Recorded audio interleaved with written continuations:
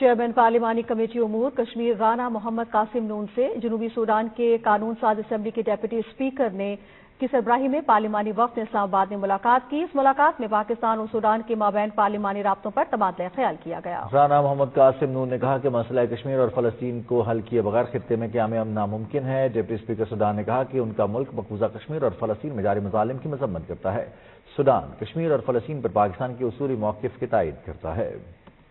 Kashmir committee Rana Qasim نون news conference نے کہا کہ بہت جلد اسلام آباد میں انٹرنیشنل کشمیر کانفرنس کا انعقاد کریں گے۔ کشمیریوں کے دل پاکستانیوں کے ساتھ دھڑکتے ہیں۔ کشمیر سے متعلق سلامتی کونسل کی قراردادوں پر عمل کرایا جائے اور اقوام عالم مسئلہ کشمیر کے حل کے لیے اپنا کردار ادا کرے۔ رانا قاسم نون نے کہا کہ بہت جلد اسلام آباد میں انٹرنیشنل کشمیر کانفرنس کا انعقاد کریں گے۔ اقوام عالم مسئلہ کشمیر کے حل کے لیے اپنا کردار ادا کرے۔ ایون آج بھی کوئی شہید ہوتا ہے Indian illegal occupied Jammu and Kashmir میں تو اس کی تدفین پاکستانی پرچم میں ہوتی ہے۔ اور علی گیلانی صاحب فرمایا کرتے تھے پاکستان ہمارا ہے، ہم پاکستانی ہیں۔ کشمیر اور پاکستان یکجان دو قالب ہیں۔ یہ یونیک ایشو ہے دنیا میں،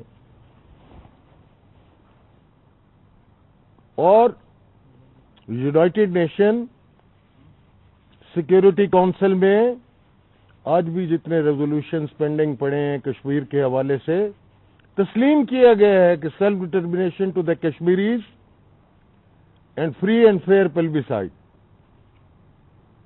اس سے کوئی آنکھ نہیں چرا سکتا۔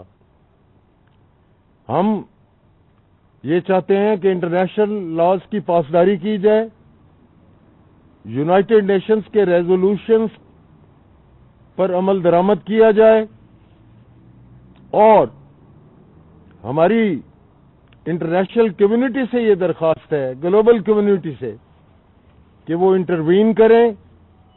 ساؤتھ ایشیا کا پیس، اسٹیبلٹی کشمیر ایشو کے ساتھ منسلک ہے۔ یہ نیوکلیئر فلیش پوائنٹ ہے کشمیر، اور ہم جو ہیومن رائٹس کی وائلیشنز ہو رہی ہیں Indian illegal occupied Jammu and Kashmir میں، وہ انڈین اٹراسٹیز، ہیومن رائٹس کی وائلیشنز، اور پھر انڈین ملٹری کا جو ریپریشن ہے، پھر ڈیموگرافک انجینئرنگ وہاں پہ ہونے جا رہی ہے۔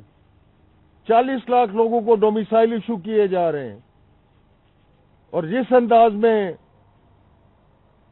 ہم دیکھتے ہیں کہ Indian illegal occupied Jammu and Kashmir میں جو ان کی نام نہاد اسمبلی ہے، انہوں نے بھی ریوائول آف آرٹیکل 370 اور 35A کی بات کی ہے۔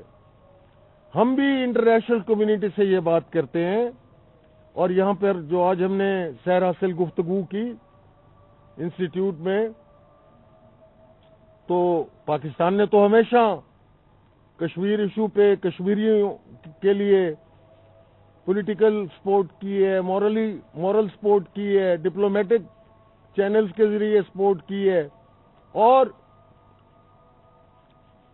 اب ہم ہر فورم پہ، چاہے وہ ریجنل فورمز ہوں یا انٹرنیشنل فورمز ہوں، ہم کشمیر کاز کو تقویت دیں گے۔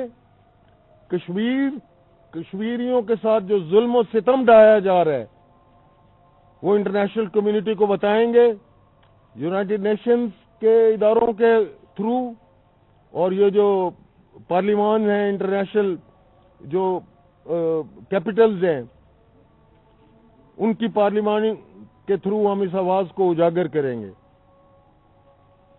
اور اس کے بعد ہم یہ دیکھتے ہیں کہ کراس دا بارڈر جو کنٹری ہے، اس نے ہمیشہ کشمیریوں پہ ظلم و ستم ڈھائے ہیں۔ 1947 جموں میسیکر سے لے کے اب تک حریت کی ساری لیڈرشپ کو انہوں نے اریسٹ کر لی ہے، اور وہ جیلوں میں ہیں اور سولیٹری کنفائنمنٹس میں رہ رہے ہیں۔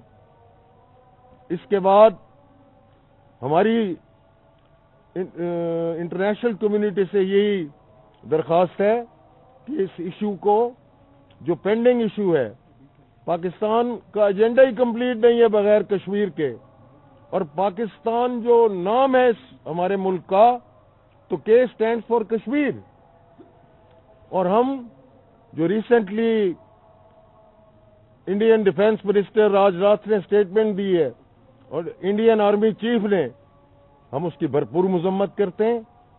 یہ دنیا کی آنکھ میں دھول جھونکنے کے مترادف ہے، دنیا کو حقائق سے کشم پوشی کے مترادف ہے۔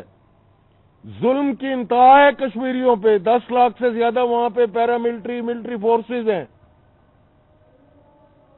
اور یہ بات کچھ اور کرتے ہیں۔